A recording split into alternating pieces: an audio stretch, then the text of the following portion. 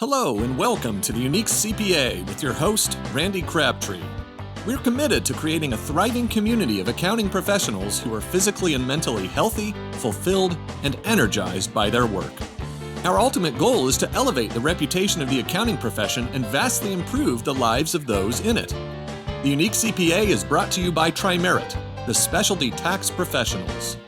Kaitlin Borncamp realized she was living proof of taking health to the extreme. That wake-up call led her to make a bold career pivot, becoming a certified nutritional therapy practitioner and founding her company, Feel Great with Kate, which I love the name, Feel Great with Kate. Now a nationally recognized wellness speaker, executive health coach, Kaitlin has worked with more than 4,000 professionals across Big Four firms, consulting teams, tech companies like Lyft, and organizations like Colorado CPA Society. Her mission is to help high achievers stop trading their health for their wealth and to show professionals how their brain, the greatest asset, performs best when fueled by energy, focus, and sustainable habits. Kaitlin, welcome to the Unique CPA. Hey, Randy. Thanks for having me here. That is a pretty bold move, as we said in the intro. I think that's not the normal career path, going from working as a CPA in Big Four to becoming a certified nutritional therapy practitioner. Let's start there. Normally, I'd probably ask you to give us a little more background on yourself, but I'm too excited for this. Let's just jump into that. How did this not normal transition surface itself? How did this become a thing? How did you decide, you know what, this is the next stage of who I want to be? Yeah, it was after a lot of contemplation. And you're exactly right. I get this question a lot because it is such a 180. And when I was exiting public accounting, the natural question everybody asks is like, where are you going? And they're expecting you to say like another Big Four or industry, like a client, really natural progression. And I'm like, no, I started my own business and I'm going to become a health coach and speaker. And to many of us in the consulting space, we know nothing about that. We speak for a living, but you don't really get paid to speak. So yeah, it was at a point in time in my career where I felt like it was a decision point to recommit to the firm and go up for that next promotion. And I had been really interested and passionate in health for a while. I never once thought, Randy, that I would be an entrepreneur or start my business, let alone leave, the great job of public accounting to be an entrepreneurial startup venture. Yeah, it was after a lot of contemplation. Like I said, there was a couple key things which we can unpack that led me to that decision. But ultimately, it came down to being relatively young, not having kids yet, and really not wanting to live with regret and just jumping for it, jumping into the abyss. And you do things like that on the cusp of the decision, and you kind of have to get your gumption about you and just go forward with it once you make the decision, because you're like, oh man, I can't think about it too long. I might second guess myself. And through the exit interview process, I was fortunate enough. I had so many good contacts, over the 10 years I'd been with the firm, and I tried to do my best to meet with as many of the people as I could to tell them the news. And there was a couple people that caught me off guard. A couple times I got the word, wow, you're so brave. And I'm like, what do you mean brave? And now 2 years later, rather, I know exactly what they mean. It is a very brave decision for sure. Yeah, I think entrepreneurs in general. So you said you didn't expect to be an entrepreneur. That wasn't your mindset. But entrepreneurs, what I see, the ones who really don't see that risk, which, when you say, oh, I didn't realize I was being brave, that's you not seeing risk. That you see an opportunity. That's you seeing, in my mind, the passion, what you wanted to do. This is where you wanted to be. And I think that's really what creates an entrepreneur. So I applaud you for being blind to the potential risks that this had for you. Yeah, for sure. For sure. So let's talk about, you said we can unpack some things. So this obviously wasn't, hey, I'm working, I don't even know. Let's say you're working 80 hours a week. Hopefully not, but they may have been that, especially in Big Four public accounting. And then a light bulb went off and said, no, I'm going to be a nutritional therapist. There had to be something that led up to it. There had to be something that's like, okay, I need to be better. I need to be healthier. I need to have more energy. I don't know if burnout was part of it. So maybe unpack a little more of that journey to get to that point and how potentially accounting, impacted that. Yeah, definitely. I think there's kind of two main areas. I'll go into the first one around my own personal health journey, which was definitely a journey. My passion for nutrition really started a decade prior when I was still in college, and I had actually experiencing a lot of unhealthy eating patterns. I was experiencing an eating disorder. And then I had found calorie counting. I thought I was healthier. Then I found macro counting. I thought I was even healthier. I found CrossFit. I thought I was like the healthiest possible, and I was so wrong. And what I started to learn through that process is that you can be really unhealthy and still look healthy and nobody will ever know. And I thought I was kind of the only one, but over the last 10 years or so, just talking to people about their nutrition and their health, more likely than not, more often than not, people actually tell me, especially women, that they also have experienced an eating disorder of some sort. So it's really common. But what it led me to realize is just my deep passion for the body and what our body is always doing at all given times without us even recognizing it.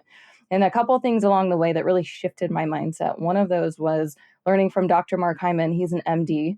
He had said that, most doctors in America have 0 to 1 classes in nutrition, not, degrees or anything like that, classes. And so believe it or not, when I graduated with my bachelor's in accounting, I had more nutrition training than most doctors in America because I took one nutrition class. Crazy. And it's crazy. Yeah, it's absolutely insane. And so that really busted it open for me to stop so much relying on our healthcare system as a true healthcare system. And again, we need it. We need all the support and the medical professionals that are there, but we really need to call it what it is. And it really is more of there for when we need surgeries and reactive and things like that. But the second thing was, I was busy working in my career. I started off in tax accounting. And then I had switched over to finance consulting a couple years in. And at that time, I was definitely experiencing burnout. I really hadn't quite clicked it together. Like I didn't know very much about the body. I knew a little bit more about nutrition. I had started having much healthier eating habits. I stopped doing CrossFit. My body started feeling better. But I remember learning about mental health. And, we talk so much about how mental health and physical health as if they're two separate things. And that couldn't be further from the truth from a body and a health perspective. And the next thing that kind of piece of the puzzle for me was learning from Dr. Daniel Amen. He's a leading psychiatrist here in the States.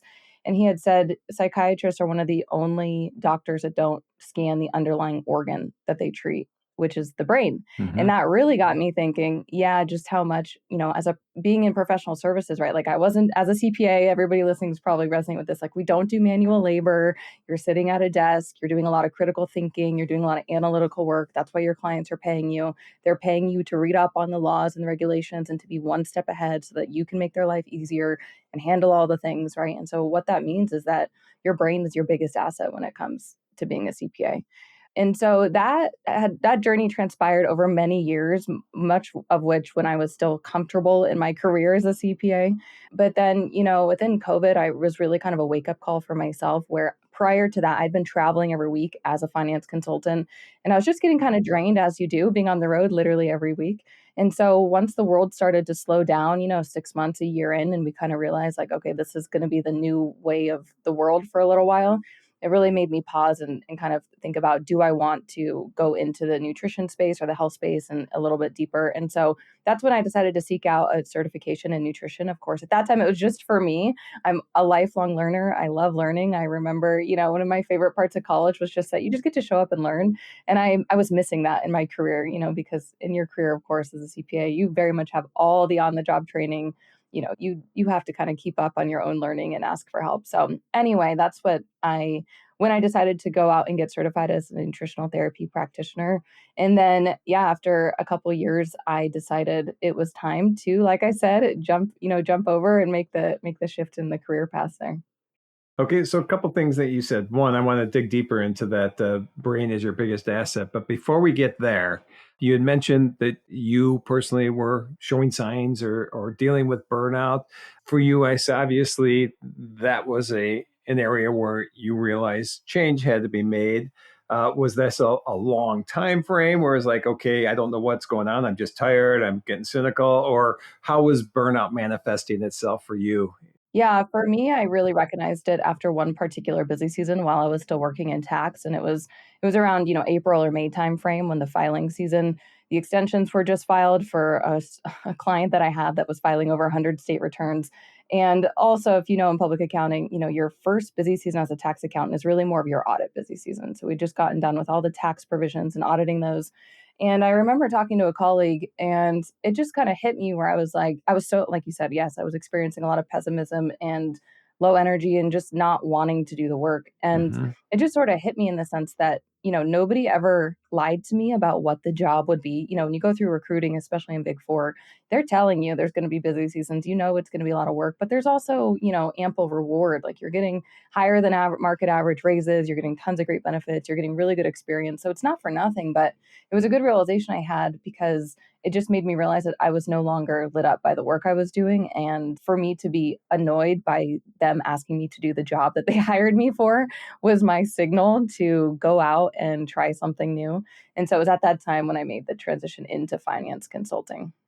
Well, see, you were much better than me. It took me years to realize that my tiredness and my cynicism was burnout. I probably didn't even know that word until the last 5 years. So I applaud you for recognizing that change was needed earlier in the career. And let's then transition then to what I was saying earlier, or what you said earlier that I wanted to expand on.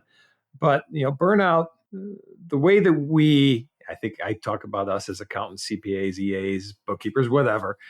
I think it's just a personality trait where we just, see the work we need to do. We see the people we need to help, which is our clients, and we don't see ourselves. And so one of the things is that when we go work these crazy hours, your brain is just not as effective. I mean, you become a lot less effective. And you just said your brain is your biggest asset. And I don't think we spend enough time taking care of our brains. Is there advice that you give people like, okay, here's how you need to be better at, managing your time so that you have the energy you need to get the work done and be efficient? Or what do you say? This is a long question. What do you say leaders need to do or managers need to do to help, people take care of their brains? Great question. And it needs to be talked about more in the CPA space and in the professional services space for sure. So I appreciate you asking it. There's a couple things that I definitely recommend coming from it as like a first person perspective. What can I do? So for the CPAs listening to this is directly for you and what you can do for your brain is a couple of things. One would be start to manage your blood sugar, eat more protein and eat high quality fat because it's just proven. I like to call unbalanced blood sugar as the canary in the coal mine because it's now becoming such a high propensity of seemingly quote unquote healthy people getting told by their doctor that they have prediabetes. I mean, this is so common. And I hear it from people who are like, I run 5 times a week, or I know I'm nailing it in the gym. I'm working out 5 or 6 days a week, but my doctor just told me I have prediabetes. What is going on? Yeah, a lot of it is going to be nutrition. A huge portion of it's probably going to be unmanaged stress. So if you can learn to manage your blood sugar, it will help give your brain the proper fuel that it needs. And also coming off of that, a lot of people have misinformation around what ample fuel sources our brain needs and what it needs to create a healthy functioning brain. One of those, namely, is high quality fat.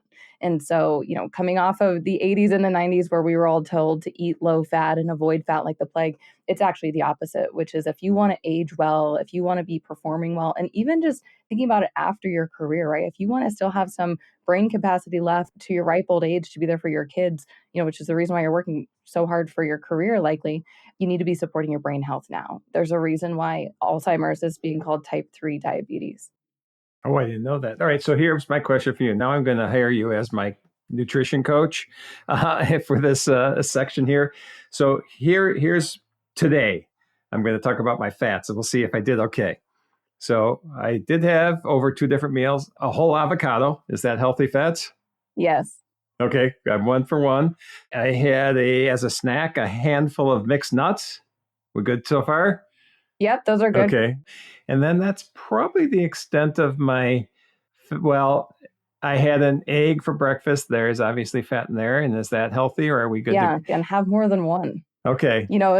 As a small female for my breakfast, if I'm just eating eggs, I don't know if that's all you ate, I would eat 3 or 4 eggs. Okay. I had 1 egg with a half avocado and a slice of, it's comparable to whatever that Dave's bread, and so it's the high whole grain seed-tastic. So not bad on my fats today. All right. Now we can go back to the regularly scheduled show now that we know that I did okay so far today. Yeah. And the good, a good test to use too, Randy, is how do you feel? Yep. Like, do you recognize that you're hungry within an hour or two after eating that breakfast or that meal? That means you're probably not eating enough or it's causing you a large blood sugar spike and then subsequent dip. And also too, how is your focus ability in your brain functioning?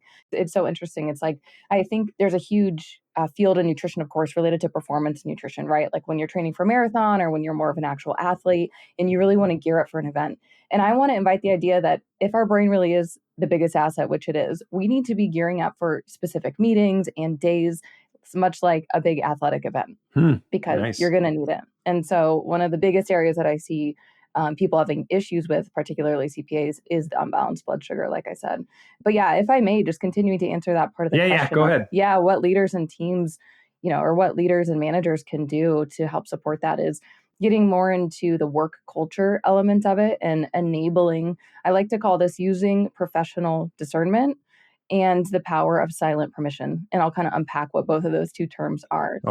Professional discernment is you want to have healthy boundaries as a CPA, but you know that you work in a client serving industry. You know you have responsibilities to be a certain level of responsiveness to your client or to your partners or to your team, depending on what's coming up. So that's up to you. It's your responsibility as a professional to know what level are you at right now. Are you working up to an IRS deadline, an SEC deadline, or a client go live deadline that you need to be really responsive? Like maybe your partner expects you to be on Teams like almost 24/7. That may be a short-term expectation.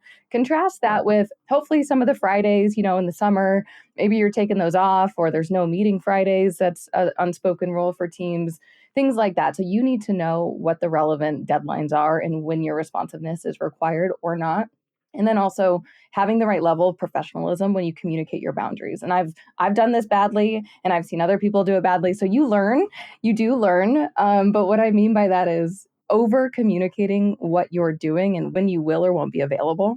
So again, you might think, I know a lot of consultants, they block off their workout on their schedule in the morning, which is totally fine. If you need to get to that point because you're working with teams and companies and clients in different time zones, especially different continents, definitely encourage you to block it off on your calendar, like your morning workout. I encourage everyone to block out your lunch because it's no one else's responsibility to know when your lunch hour is or when you're eating, but you need to do it in a professional manner. So by that, I mean, if you're working towards a busy season, you probably can't have your workout blocked off until 9 a.m. I don't know. Is that okay with your team? Is that okay with your manager, your partner? You need to ask if you're not having those conversations. I like to give the baseline of no matter what the time of year, everyone needs to block off a minimum of 30 minutes for lunch. I don't care. You can come talk to me and hound me later, but I will help you find 30 minutes in your schedule. And a huge reason is for that is because we're stress eating or we're not eating anything. And that's leading to really low quality choices for nutrition. Yeah, I like that, blocking off your lunch and doing it away from your desk so there's no distractions. Because two things. One, as we were just talking, probably easier to concentrate on that healthy eating when you're not stress eating. And two, that's just a time for your brain to recharge too. I mean, just whatever. For me, I'll do a crossword puzzle at lunch or something. It's just block everything else. I get back to the desk. As long as I eat my healthy fats and probably eat some decent amount of protein, I come back and I assume decent amount of protein is a good call in there. Yeah, I'm good to go then. So that I'm all on board. The other thing that often that I've learned from others is just talking about, if we're talking about stress and more unhealthy eating can come into, is just really scheduling out your time from where you do have the high energy and concentrate on doing the projects that take the most brain power at that time. And what it sounds like is having a good, healthy meal before that is going to help you to do that as well. Likewise, test it out and see what works for you. I know some people report having higher energy early mornings when they're fasting. I'm learning more about fasting safely as a woman myself. But yeah, again, try things out and see what works for you. And if you're currently experiencing fatigue, low energy, or if you've gotten to that point of burnout, it's time to change. And increasing fats and protein for your breakfast is a really good place to start. But yeah, I also wanted to bring it back to the point from earlier on silent permission. Yep. This is such a powerful way that companies and leaders themselves can have an impact on their team very easily. And the concept of silent permission goes like this. When you take care of yourself, you're giving other people silent permission to take care of themselves. Of course, it's always under the assumption that you're meeting your expectations as a client serving professional. We covered that already, but it's really so powerful. And one of my clients last year I was working with, he was a senior manager in audit, and he was telling me, his goal was around weight loss and energy. And he's like, Kaitlin, I really don't want to drink, but we have our upcoming team celebration because our client's filing their 10K. I said, okay. So we chatted through like, what do you want to do? And he's like, I think I might be comfortable just ordering the first glass of wine, when everybody's ordering their first drink, but I'm not really going to plan to drink it. And he did that. And he, afterwards he reported back and said, how'd it go? He said, it went really well. I ordered the drink just like I said I would, but it actually got us talking on the conversation of alcohol. And come to find out, a lot of my other team members also were trying not to drink as much alcohol right now. And so what that enabled him to do was to kind of lead the way and be an example for his team members and to make other people feel more comfortable. And come to find out, most people were feeling the exact same way. So it's really interesting that, I'm biased because I'm a CPA as well. But I think what's unique about CPAs is that there comes this like fortitude and with this internal drive you were talking about before. And I think with that on the topic of health, most people want to be healthy. They genuinely want to learn what's good for their body. They want to do their best. We're all perfectionists, or as I like to call myself, a recovering perfectionist. So we want to do it well. We want to do a good job when it comes to our health habits too. And so the more that you can start to embody that and do it well, just for yourself, other people will start to take notice. Like you said, like go have lunch away from your desk, go for a short walk, turn a meeting into a walking meeting. I wouldn't obviously do that for a client or an executive report out meeting. Of course, again, that's the discernment. But if it's just a catch up between you and your direct report or your morning team meeting, just internal, go ahead and turn that into a walking meeting. One of my favorite things to do is to send a little snip right before a meeting and say, hey, I'm going to take this as a walking meeting. Feel free to do the same. Nice. And you'd be surprised at how many people take you up on that. Yeah, I do. I schedule walks just because my wife and I'm on the road a lot, but when I'm home, we have on our calendars 10 a.m. and 2 p.m. We just go out for a 15, 20-minute walk. I don't take any meetings because that would be rude not to talk to her on that walk, I think. But I like the idea of being out, walking around, just getting on a check-in call. And you get a couple things from that. You're clearing your mind from the desk. You're not sitting there. You're getting up, you're getting exercise and getting some fresh air. All right. So I find this intriguing. Anything when we're talking about health, you said earlier, it's mental health, physical health, kind of all go together. And I completely agree with that. I think you're familiar with our conference, Bridging the Gap, and Bridging the Gap's major theme is all about mental and physical health. That's the overriding theme. And so our discussion here today, obviously, ties in with the things that I'm passionate about, but this isn't just us talking. This is what you do now. I mean, we talked about Feel Great with Kate. Give us more information on that. And, you're out speaking at events, you're out hosting workshops. Just let me know what you're doing and the impact that that's having. Yeah. A couple ways I like to work with teams and leaders as well is through wellness workshops, through, public accounting firms, but also, other companies as well. And the impacts it's having has been, one, it's really fun for the group. So I find that we're able to have workshops centered around a wellness topic, which I'll get into, but it's also usually eligible for CPE learning credit. And so I find that it's highly engaging and more heavily attended than most other CPE sessions just because it's non-technical. So you're able to get that benefit as well. But on the impact portion of it, they're highly relevant topics. One of the main ones I talk on is called Eating for Energy, and it goes over how do you actually balance your blood sugar for energy? How do you nail your nutrition as a busy professional? Another one that's been really impactful is Unlocking Peak Performance. And it's around talking about routines that you can do to set yourself up for success beyond nutrition. And the thing that I've noticed now is that after doing this with many teams and many different companies is that it really has a couple different layers of impact. One is the information I'm giving, right? They're getting really high quality information. I'm a CPA, walked in their shoes, so they know it's actually relevant. That's one of the points of feedback I've gotten, as opposed to maybe some prior other wellness workshops the company or the conference has had. It's great information, but it's coming from someone who hasn't, lived the client serving nature and that demanding essence of the job. But another layer of impact that these workshops have for teams is, the creating the culture of well-being. And it's a really good opportunity for leaders to walk the walk. I know a lot of public accounting firms have a really great list of HR resources, which is phenomenal. But at the end of the day, you and I both express that we've experienced burnout in our career, and another link on the benefits page isn't going to help me have less burnout, right? We need to actually see it coming from our managers. We need to see it coming from our partners. And I got to tell you what, having some of the workshops now where I give the partners an opportunity to speak up and share how do they manage this part of their wellness routine. Or one of them I did, they were bold enough to share, when was a time in their career where their wellness routine actually, they were sacrificing it, and how did that negatively impact themselves and their life and their family life, and just being real. And that's what people really want. And I'll tell you what, you'll get such a better engagement from your team after a session like this, because it really does go a long way to walk the walk. Yeah, that's great. What you just made me realize in that discussion there is that I think we do a pretty good job at promoting health and boundaries and take care of yourself and everything at our company. But I'm gonna reach out to our HR department after this because we're gonna have an event in San Antonio in December, and I think we could use a session like this for our internal company meeting. So, Kaitlin, this has been amazing. I love hearing what you're doing. I love the transition you made from obviously the normal transition from accounting to wellness that everybody makes, but that's been great. Before I ask you a couple final questions, I know there was one thing you had an offer you wanted to tell everybody about. So why don't you expand on that? Yeah, thanks, Randy. So, in my time now of working with many teams and professionals, I always like to ask, what's the number one thing that gets in your way of taking care of yourself and prevents you from eating well? And without a doubt, the number one answer I hear from CPAs is lack of time and competing priorities. And so, again, they have this goal to eat well and they know they want to, but they just feel like they have so many things vying for their time. And so from that was born this idea, this new offer I'm creating. It's going to be one of the most, value packed things.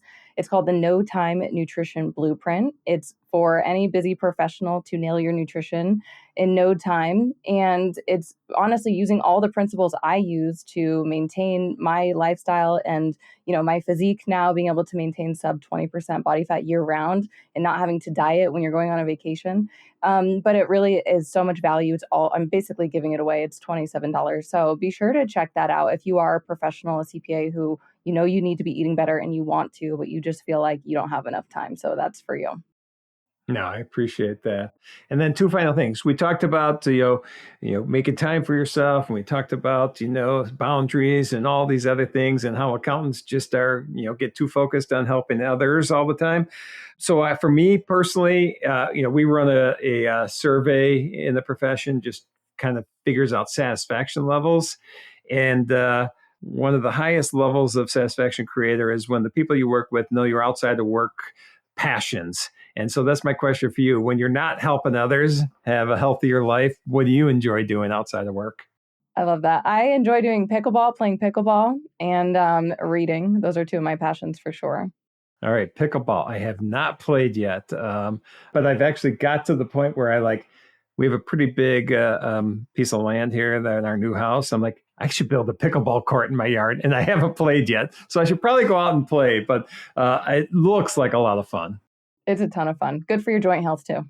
Yeah, well, even somebody with dual knee replacements like me, I heard can play. So the fact I can't play basketball anymore is not good for my mental health. So I got to replace it with something. So I think pickleball will be that. All right, pickleball and reading. So reading, are we reading like fiction, self-help, better, everything? What's your favorite? It's all nonfiction. I had one friend ask me one time, she's like, don't you like to read for fun? I'm like, I am reading for fun. There's so many books I have on my list to read. I alternate between Audible and hard copy, depending on what kind of book it is, but a lot of health, a lot of nutrition, and a lot of personal development as well. That's cool. I've got into that a lot more lately. Forever, it was just all fiction for me, which I love reading fiction. Although lately, for me, it's been Audible too. It's just I can't get out of the Audible habit right now, and I like reading. But one of the ones that I just finished, somebody at our conference told me about it, and I think the author was Arthur C. Brooks. It was called From Strength to Strength, and it just has me intrigued. And it talks about different levels of your career and when you have the most like technical knowledge, but then there becomes a time where you become more of you're better suited for teaching and mentoring and sharing knowledge. And just that whole transition I find intriguing. So any recent books that you would recommend? Oh man, put me on the spot. Yeah, there's one I started reading. It's called Wired to Eat by Rob Wolf. Okay. And that's been really interesting around how we evolved as humans to eat. And like I was saying before, the number one thing we need to do is balance our blood sugar. And so our, propensity to gain weight and have all these metabolic diseases actually is an adaptive response that our ancestors who had those same responses were able to survive. And so it really puts it into a new light that I really find interesting. Okay, that's cool. All right, then last question. People want to find out more. They want to take advantage of your offer. They want to find out more about you. They want to connect with you. Where are the places they should look? Yeah, connect with me on LinkedIn, Kaitlin Borncamp, and then also go to my website for all the offers, feelgreatwithkate.com. Great. And we'll have links in the show notes. So, Kaitlin, again, thank you so much for being here today. I thoroughly enjoyed hearing what you're doing and hearing your story and hearing how you're helping others lead better lives. Thanks, Randy. Great to be here. Thank you for joining us today on the Unique CPA. You can find the show notes for today's episode and learn more about Tri-Merit at theuniquecpa.com. Remember to subscribe and leave a 5-star rating on your favorite podcasting app. And join us next time for more expertise and insights on the Unique CPA. Professionalproductions.net